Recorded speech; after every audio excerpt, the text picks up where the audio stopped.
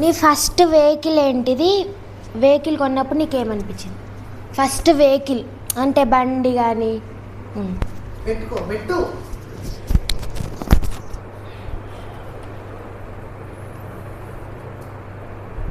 Vehicle నేర్చుకోమని చాలామంది మన ఫ్రెండ్స్ ప్రోత్సహించింది, కానీ నా సొంత బండి కొనుక్కున్న తర్వాతనే వెహికల్ నడపడం నేర్చుకోవాలనేటువంటిది నా ఆలోచన.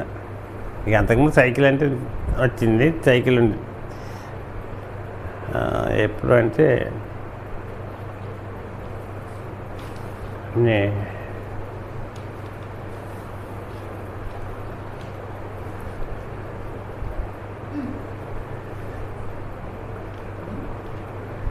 ఫస్ట్ ఇది ఉండే, ఇది మన టీవీఎస్ చాంప్ తోటి అదైతే ఈజీగా నడపవచ్చు సైకిల్ అని. దాంతో కొంత ప్రాక్టీస్ చేసాను. దాంతో ప్రాక్టీస్ చేసిన తర్వాత నేను మల్యాల్లో చేతకు నడపడం నేర్చుకున్నా స్కూల్లో. అది నేర్చుకున్న తర్వాత నాకు ప్రమోషన్ అనేది ఆసిఫాబాద్ వెళ్ళిపోయింది. అప్పుడు నాకు ఇంకా వెహికల్ నడపడం పెద్ద అది రాకుండా నేను స్కూల్స్ ఇన్స్పెక్షన్ కూడా బై వాక్ లేకపోతే బస్ కన్నా పోయి చేస్తుంటే, అక్కడి నుంచి వచ్చిన తర్వాత అక్కడి నుంచి ట్రాన్స్ఫర్ అయిన తర్వాత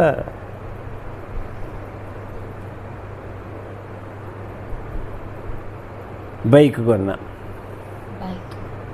బైక్ కొని ఇక అప్పుడు కూడా ఏమి ఇవ్వనే ఉన్నా ఆ బైక్ మీద నేను ఇన్స్పెక్షన్ చేస్తుంటుంది.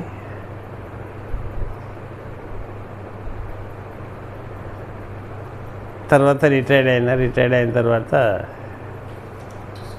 మళ్ళీ చేతకు కొనుక్కున్నాం. ఇది తీసేసి మళ్ళీ చేతకు కొన్నాం. ఆ తర్వాత ఆ చేతకు ఒక బ్యాంక్ ముందట పెడితే దానికి అది ఎవడో ఎత్తుకపోయింది కథం. ఆ తర్వాత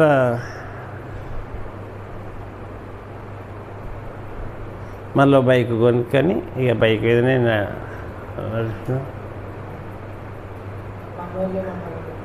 ఇట్లనే ఇక వెహికల్స్ తోటి అయిపోయింది. ఎప్పుడైతే వెంకటరమణ పెళ్ళి అయిందో అప్పుడు కారు కొనడం జరిగింది. అప్పటిదాకా ఇదే బైకు.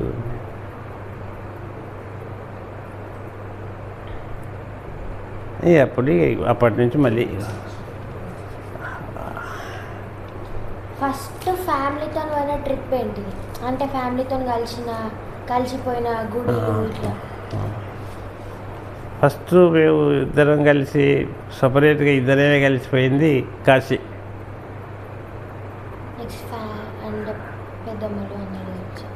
కాశీకి పోయి కాశీకి ఒక 3 సార్లు కలిసిపోయినాం. ఇక అదే ఎప్పుడు పోయినా కానీ 10-15 రోజులు 15 రోజులు ఉండి వచ్చి ఇండియా మొత్తంలో ఎక్కడెక్కడ తిరిగినా, ఎన్ని ప్లేసెస్ చూసినా? సర్వీస్లో స్కూల్ ఎడ్యుకేషన్ ఉన్నప్పుడు పిల్లలతోటి ఎక్స్కర్షన్ చాలా విలేజ్లు తిరిగినాం. చాలా అంటే విశాఖపట్నం, విజయనగరం అవన్నీ బాగా చాలా తిరిగినాం. ఇటు బెంగళూరు, ఇక పర్టికులర్గా ఫ్యామిలీతో ఏం పోలే కానీ ఎక్స్కర్షన్ పోయినాం. అప్పుడు నాందేడు అటు అజంతా, ఎల్లోరా ఎక్స్కర్షన్లలో బాగా తిరిగినాం. కానీ ఇక రిటైర్డ్ అయిన తర్వాతనే ఇవన్నీ ఎటన్నా పోవన్నా చేయనన్నా. కానీ ఫస్ట్ కాశీకి పోయినాం. తర్వాత ఇదేంది ఒక సర్వీస్ తీసిండ్రు. సర్వీసులో రామేశ్వరం ఒక 10-15 రోజులు 15 రోజుల దాకా తీర్థయాత్రలు చేసినాం. ఇక ఇప్పుడు మళ్ళీ చార్ధామ యాత్ర పోదామనేటువంటి ఒక ఉండే కానీ అప్పుడు ఇక పూర్తిగా చేత కాకుండా అయిపోయింది. మళ్ళీ కొంచెం ఖర్చుతో కూడుకున్నటువంటి విషయం కాబట్టి అప్పుడు ఇష్టం లేక డ్రాప్ అయిపోయాను. ఇక అంతే, అంతకంటే ఎక్కువ మేము మీరు తిరిగిన ప్లేసెస్లలో మీకు ఇష్టమైన ప్లేస్ ఏంటి? ఇప్పుడు ఇదేంది మన కాశీలో బాగానే కాశీలో ఒక ఎప్పుడు కూడా పోయినా 10 days కంటే ఎక్కువనే ఉండి వచ్చినాం. తర్వాత రామేశ్వరంలో కూడా బాగానే సముద్రపు సీషోర్ చూసినాం కాబట్టి బాగానే అనిపించింది. తర్వాత ఇదేంటి అదే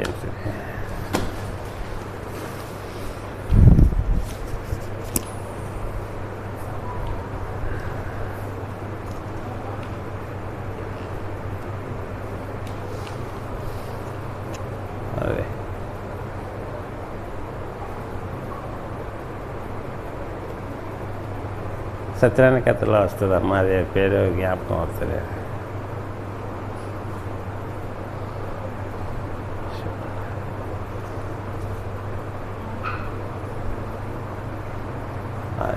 అది కూడా బాగానే, అది పెద్ద ఆధ్యాత్మికమైనటువంటి ప్లేస్ అది.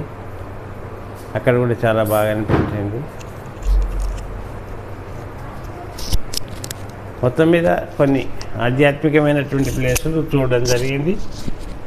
చాలా తృప్తికరంగానే జీవితం యాత్రలు ముగించుకోవడం జరిగింది. ఇక ఎక్కడికి పోదామన్నా ఇప్పుడు భయం అవుతుంది, శాస్త్రం అయితే లేదు. అదే ఉండేదేమయ్యా శివనకాది మా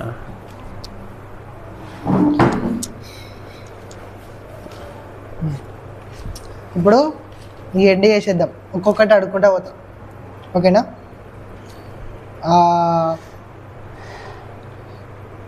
మీ ఫ్యామిలీ నుంచి కాకుండా మీ ఫేవరెట్ పర్సన్ ఎవరు? బయట ఎక్కువ హెల్ప్ చేసుడు కానీ, ఎక్కువ నచ్చిన వ్యక్తి, లేకపోతే ఇన్స్పైర్ అయిన వ్యక్తి?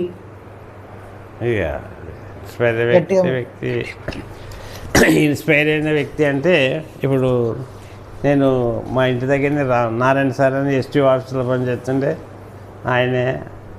తర్వాత రుద్రంకి పోయినప్పుడు రాజేష్ సార్ అని కోవర్కర్ ఉండే ఆయన. తర్వాత తోటపల్లిలో విద్యాసాగర్ మ్యాథ్స్ టీచరు. తర్వాత రుద్రంగిలో మ్యాథ్స్ టీచర్ అంతే సార్. ఇట్లా కొంతమంది మా కోలీగ్స్ తోటి మెమరీగా. తర్వాత ఇప్పుడు టెక్నాలజీ మస్తు చేంజ్ అయింది కదా అప్పటికి ఇప్పటికి, ఆ చేంజ్ని నువ్వు ఎట్లా తీసుకుంటున్నావు? ఇప్పుడు ఫస్ట్ రేడియో వచ్చుడు కానీ, ఫస్ట్ సెల్ ఫోన్ వచ్చుడు కానీ, ఇట్లాంటివి అయినాయి కదా. దానికి అనుకూలంగా పిల్లల్లో మార్పు రావాలి. దాని యొక్క మంచి చెడ్డల్ని వాళ్ళు బేరీజ్ చేసుకొని వాటి యొక్క ఉపయోగించుకోవాలి. అంతే తప్పితే అదే పిచ్చిగా ఉండొద్దు అనేది నా ఆలోచన.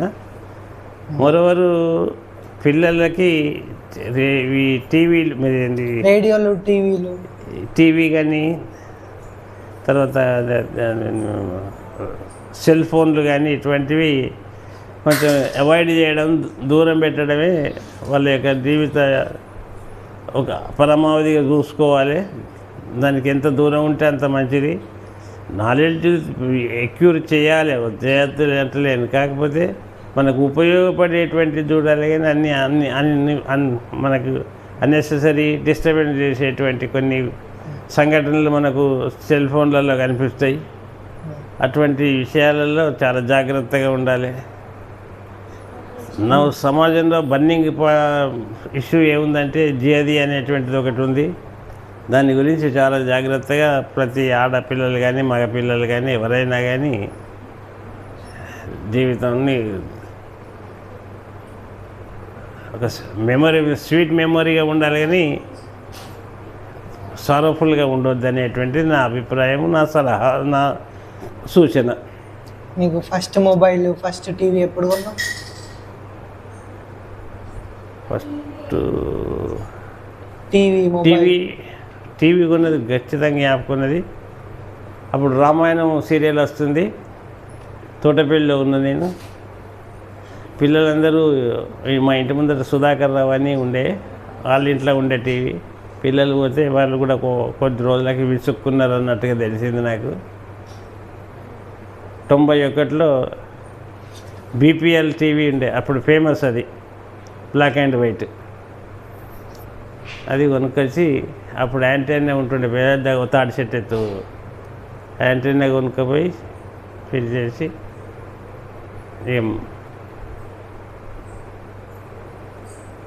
ఈ టీవీ అనేటువంటిది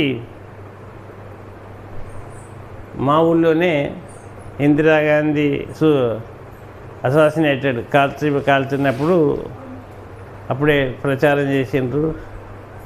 మా ఊళ్ళో మా ఊళ్ళో ఒక ఎల్లారెడ్డి అని సర్పంచ్, ఉప సర్పంచ్ ఉండే, ఆయన ఇంట్లో ఉండే. అప్పుడు ఫస్ట్ టైము ఆ టీవీ చూడడం అనేటువంటి జరిగింది. 1975 కావచ్చు, ఆమె చచ్చిపోయింది.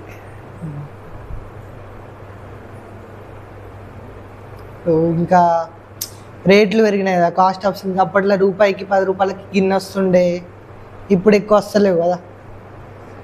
ఇప్పుడు రేట్లు పెరగడం అనేది కాస్ట్ ఆఫ్ థింగ్స్ అంటే ఒక్కొక్క వస్తువుకి ఒక్కొక్క రేట్ ఉంటుండే కదా, అన్నీ చేంజ్ అయినాయి కదా.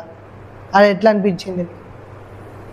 ఇప్పుడు రేటు చేంజ్ అవ్వడం అనేటువంటిది సంపాదన ర్యాపిడ్గా పెరిగింది.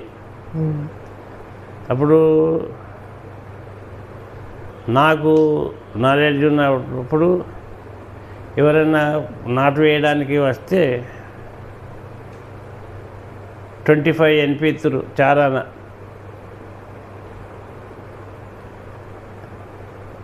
ఇప్పుడు ఒకరు ఏదైనా వ్యవసాయం పనికి వస్తే 1000 రూపాయలు అడుగుతాను. అంటే ఇక్కడ మనకు రేట్లు పెరగడానికి గల కారణం ఏంటిదంటే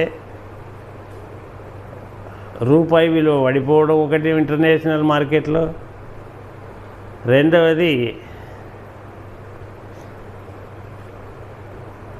డబ్బు సంపాదనలకు అనేకమైనటువంటి